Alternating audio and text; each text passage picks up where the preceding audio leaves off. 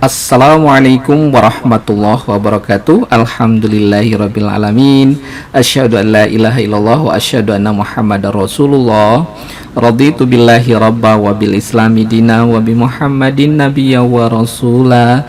Rabbi syrah li sadri wa yassir li amri wahlul 'uqdatam min lisani yafqahu qauli. Halo, apa kabar semuanya? Semoga Anda selalu diberikan kesehatan, rezeki yang barokah dari Allah Subhanahu wa taala. Pada kesempatan ini kita akan membahas tentang aspek pasar dan pemasaran.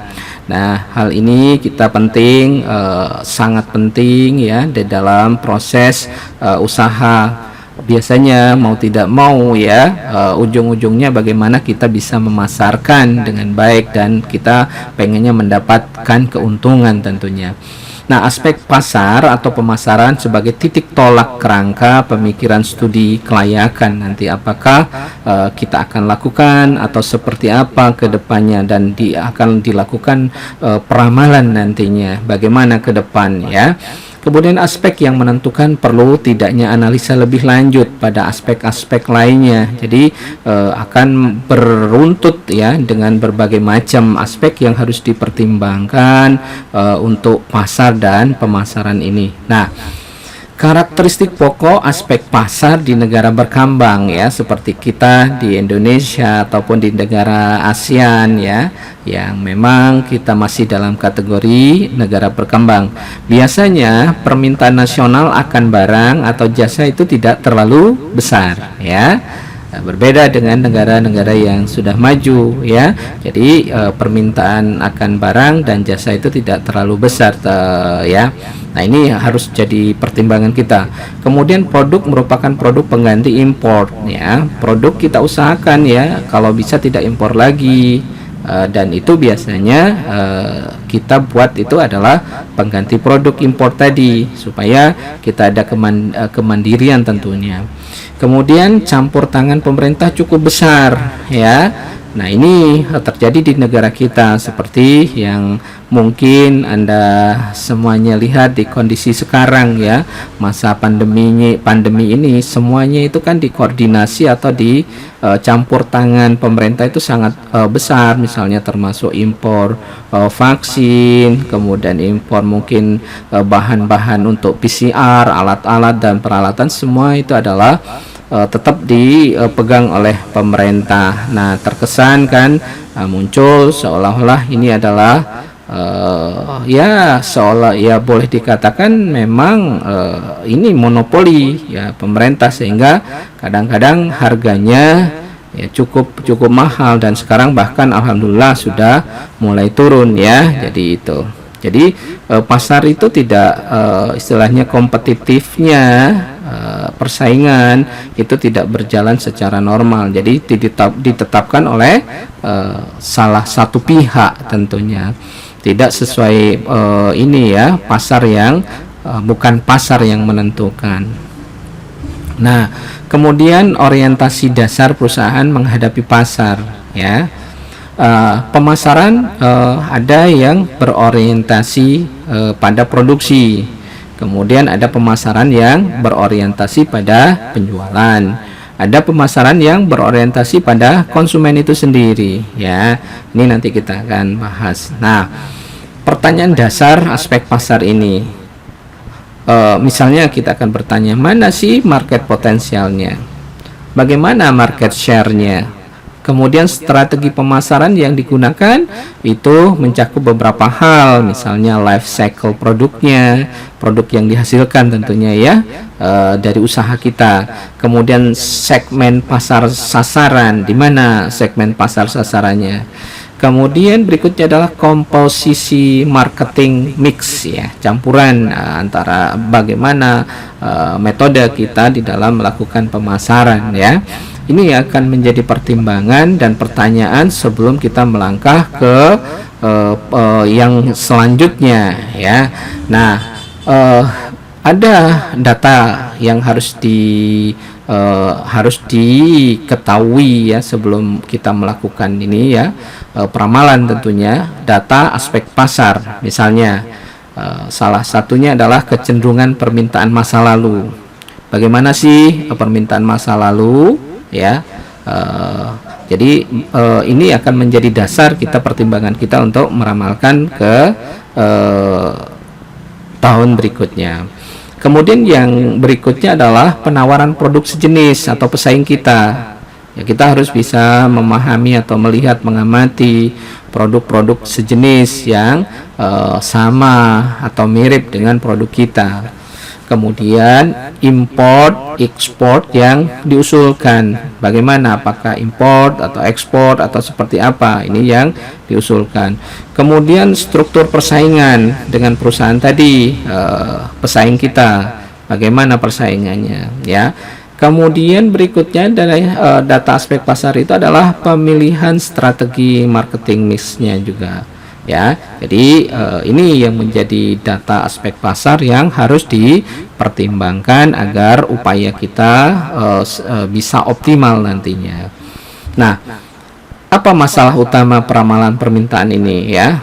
Permasalahan utama itu bagaimana mengukur pasar potensial pada saat sekarang dan meramalkan pasar potensial di masa yang akan datang, itu yang menjadi permasalahan utama. Karena dengan kondisi, apalagi dengan kondisi sekarang ini masa pandemi itu penuh ketidakpastian, padahal kita di dalam proses itu harus mempunyai dasar yang kuat ya. Jadi itu yang harus kondisi sekarang itu pengusaha, kalau kita dengar baik di berita, di televisi, serba gamang ya, apalagi ada kebijakan pemerintah yang berubah-ubah.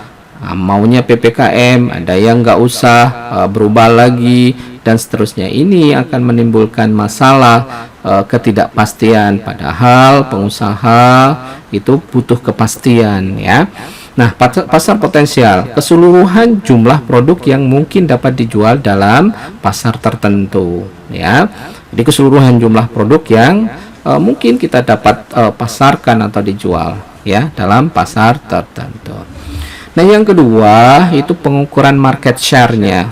Apa itu? Pengukuran dari sebagian pasar potensial yang dapat diraih oleh bisnis atau proyek atau perusahaan ya. Jadi pengukuran dari sebagian pasar potensial. Nah, ada di sini namanya sales potensial atau market share. Ini ya adalah proporsi sebagian dari keseluruhan pasar potensial yang diharapkan dapat diambil oleh perusahaan ya. Jadi itu adalah sales potensial atau market share. Nah, yang ketiga itu adalah area permintaan ya. Tentunya permintaan tersebut apakah lokal ya, misalnya di daerah Bengkulu atau Sumatera, ataupun nasional Indonesia, ataukah itu area permintaannya bisa internasional, dan jangka waktu proyek berapa lama, atau bisnis panjangkah, menengahkah, ataupun pendek. Ini juga area permintaan ini harus dipertimbangkan ya. Jadi benar-benar harus ada data yang baik ya tentunya, atau data yang jelas ya. Kemudian yang keempat, kedudukan produk dalam siklus usia produk ya. Ini penting juga ya, karena produk itu benar-benar baru bagi investor maupun konsumen. Misalnya apakah produk tersebut baru bagi investor atau maupun konsumen. Nah, produk baru bagi investor ya, tapi tidak bagi konsumen juga bisa terjadi ya. Pengembangan dari produk yang sudah ada kita kembangkan misalnya, karena misalnya mengingat potensi pasarnya bisa dikembangkan. Nah, kita kembangkan produk varian yang mungkin lebih maju hasil dari penelitian yang sudah dilakukan ya oleh R&D-nya. Kemudian kemungkinan produk masih dalam masa pertumbuhan atau tahap kejenuhan juga bisa terjadi ya. Jadi kita harus pertimbangkan kedudukan produk dalam siklus usia produk tersebut ya. Kadang kita lihat ada beberapa produk itu memang tidak dikembangkan lagi, discontinue, sudah tidak ada lagi ya, dengan berbagai pertimbangan ya, permintaan yang mungkin sudah mulai menurun, melemah dan seterusnya. Nah, kesimpulan masalah peramalan ini ya, masalah peramalan permintaan ini ya, adalah perlu konsep dan teknik yang dapat digunakan menentukan besarnya peluang pasar yang masih tersedia bagi perusahaan yang hendak memasuki pasar, khususnya perusahaan dengan perluasan usaha maupun usaha yang baru ya. Itu kesimpulan masalah peramalan permintaan itu. Kemudian yang kita akan bahas adalah metode pengukuran dan peramalan permintaan ya. Peramalan bukan merupakan kegiatan yang bertujuan untuk mengukur permintaan di masa yang akan datang secara pasti. Namanya meramal ya, tidak ada kepastian. Ada variabel yang mungkin kadang-kadang faktor alam yang seperti ya Gunung Merapi erupsi, meletus dan lain-lain itu bisa banyak dampaknya ya, tidak ataupun dengan kondisi pandemi sekarang kita tidak memikirkan betapa akan muncul varian Delta, varian baru lagi Omikron. Nah, ini kan bisa menimbulkan ketidakpastian tadi. Ya, jadi peramalan bukan merupakan kegiatan yang bertujuan untuk mengukur permintaan di masa yang akan datang secara pasti, melainkan sekedar usaha ya, merupakan sekedar usaha untuk mengurangi kemungkinan terjadinya hal yang berlawanan antara keadaan yang sesungguhnya dengan hasil peramalan ya. Jadi harus berbasis data. Ya, jadi meramalkan itu bukan ahli nujum, tidak ada dasar yang biasa kita lihat dengan menggunakan misalnya kartu tarot dan lain-lain. Bukan seperti itu ya, bukan seperti di lotre ataupun seperti apa, tetapi harus punya dasar kemungkinan dengan segala macam pertimbangan yang mungkin terjadi. Nah, itulah memang kita perlu keahlian dan kemampuan untuk meramalkan ya. Jadi ini, tetapi itu bisa dilakukan ya supaya tidak terlalu meleset lah. Kemudian perlu adanya pengawasan terhadap hasil peramalan tersebut. Kalau sudah kita meramalkan, kita harus lakukan pengawasan ya, segala aspek ya, mungkin yang di dalam perjalanan itu ada hal-hal yang agak menyimpang, melenceng, itu harus diluruskan atau perlu ditambah ataupun sesuatu yang bisa meningkatkan optimalitas dari pemasaran kita. Nah, metode peramalan itu banyak sekali ya yang bisa digunakan dengan pada saat ini banyak ya. Metode kuantitatif misalnya dengan metode Delphi, survei pasar konsumen dengan pendekatan demand, pendekatan produksi, ada yang menggunakan model runtut waktu, time series, rata-rata bergerak atau moving average ya, ada exponential smoothing, proyeksi trennya seperti apa ya, itu bisa digunakan. Ada yang ketiga itu model causal, cause effect methods misalnya dengan menganalisis regresinya. Kemudian ada metode ARIMA atau Bock-Jenkins.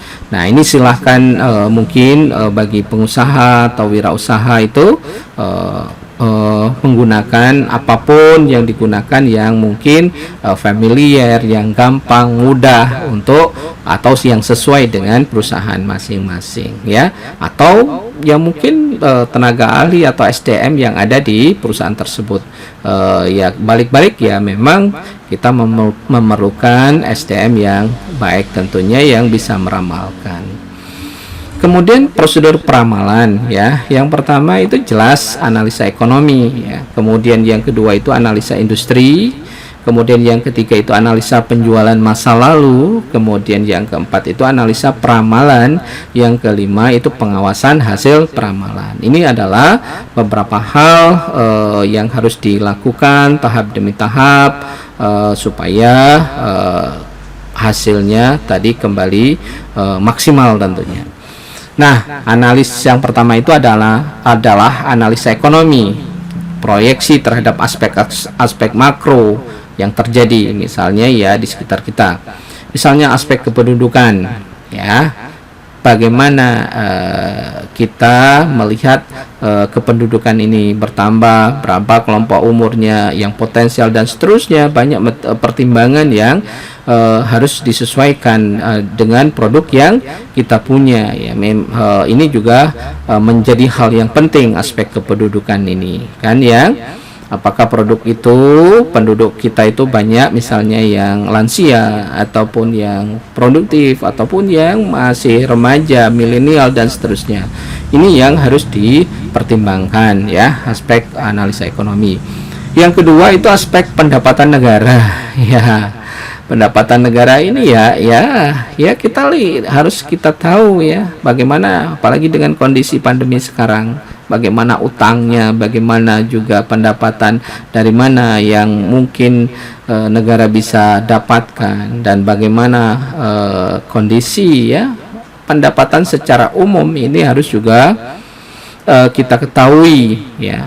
Ini akan berdampak pada secara umum nanti pada kebijakan yang dilakukan ya. Yang aspek ketiga ini ya, aspek kebijakan pemerintah yang berlaku dan berpengaruh pada usulan proyek atau bisnis. Nah, seperti sekarang ya, reposisi anggaran dan lain-lain itu kan mungkin ya, kalau sekarang itu kan konsentrasinya pada alat-alat kesehatan yang berkaitan dengan pandemi ya, termasuk di situ adalah untuk vaksin, untuk ini ya, peralatan untuk tes ya, PCR, ataupun yang bahkan yang baru sekarang ini kan varian Omicron itu kan belum banyak tempat analisis labnya ya, perlu sequencing dan dari DNA-nya. Nah, ini juga butuh, mungkin pemerintah akan melakukan kebijakan banyak hal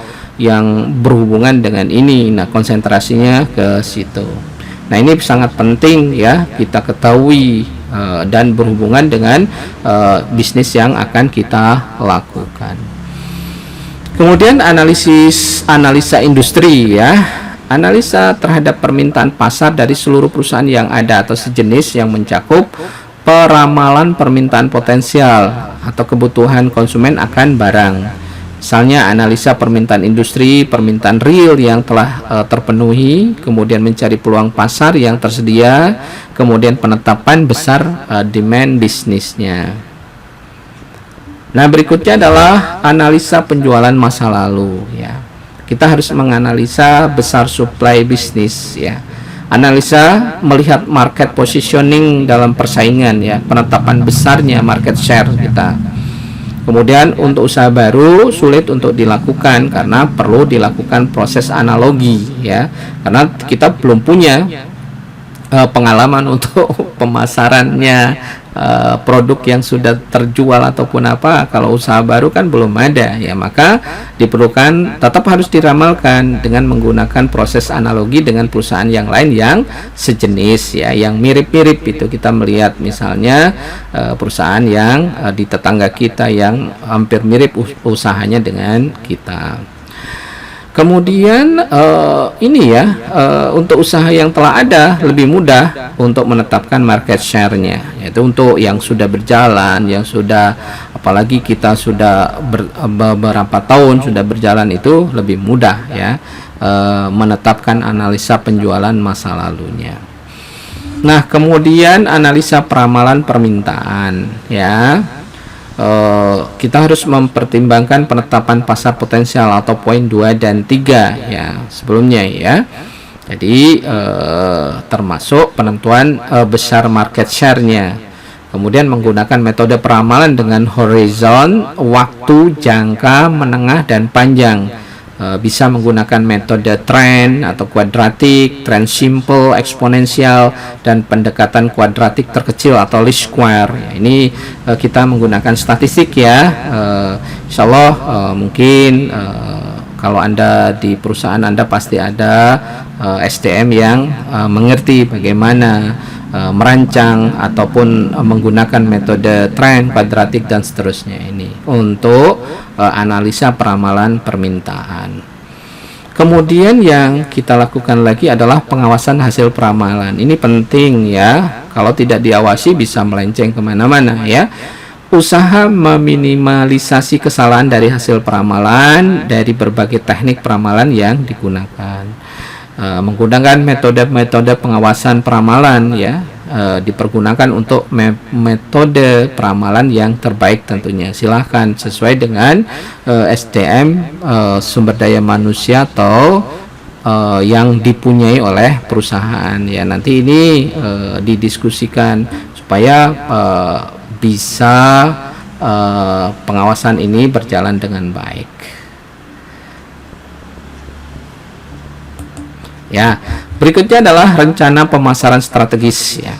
Apa itu? Adalah memadukan semua kegiatan dan sumber daya bisnis yang secara logis ya, masuk akal guna memenuhi kebutuhan pelanggan dan menghasilkan laba. Itu inti dari pemasaran ya. Jadi itu ya. Jadi harus bisa mendapatkan laba tentunya. Kemudian rencana pemasaran strategis terdiri dari 5 jenis keputusan pemasaran yang saling melengkapi. Misalnya bidang-bidang keputusan tersebut sering disebut dengan bauran pemasaran atau marketing mix ya, bauran pemasaran atau dikenal dengan marketing mix ya.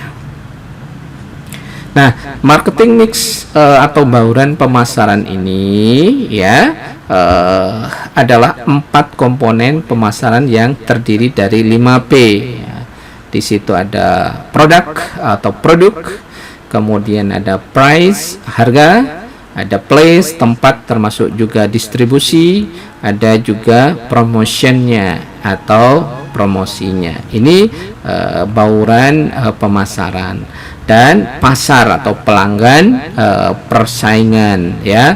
Ini ada 5P, produk, price, place, promotion, kemudian pasar ya, atau pelanggan dan persaingan. Nah, evolusi faktor bauran pemasaran ini berkembang terus marketing atau marketing mix ini ya.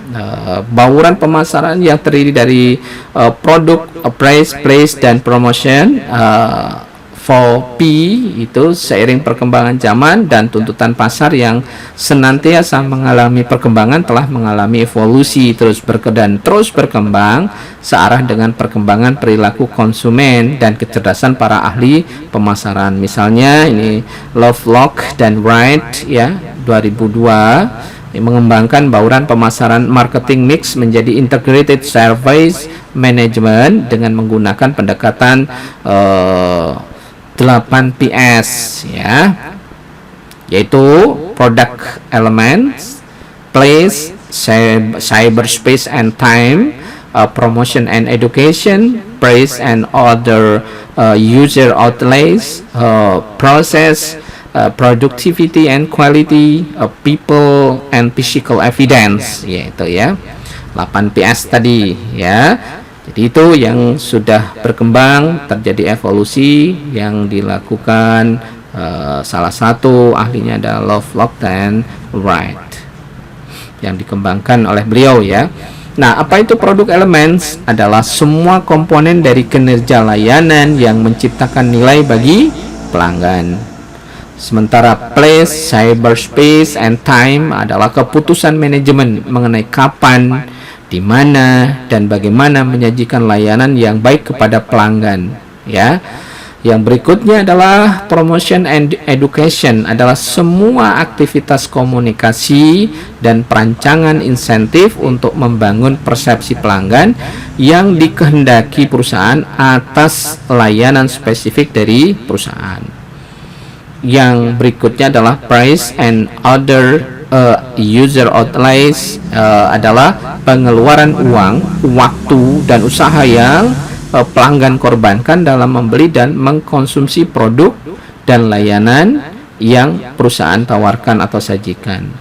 Yang berikutnya adalah proses, adalah suatu metode pengoperasian atau serangkaian tindakan yang diperlukan untuk menyajikan produk dan layanan baik kepada pelanggan. Ya, oke. Berikutnya adalah productivity and quality. Produktivitas adalah sejauh mana efisiensi masukan-masukan layanan ditransformasikan ke dalam hasil-hasil layanan yang dapat menambah nilai bagi pelanggan. Sedangkan kualitas adalah derajatnya suatu layanan yang dapat memuaskan pelanggan karena dapat memenuhi kebutuhan, keinginan, dan harapan dari pelanggan tersebut. Nah, yang berikutnya adalah people, adalah pelanggan dan karyawan yang terlibat dalam kegiatan memproduksi produk dan layanan atau dikenal dengan service production ya. Berikutnya adalah physical evidence ya, adalah perangkat-perangkat yang diperlukan dalam menyajikan secara nyata kualitas produk dan layanan ya. Itu demikian yang bisa disampaikan dalam kesempatan ini. Mudah-mudahan Anda tetap bersemangat dan selalu diberikan kesehatan ya. Masih kondisi pandemi. Nasrum minallah fatun qarib. Wassalamualaikum warahmatullahi wabarakatuh.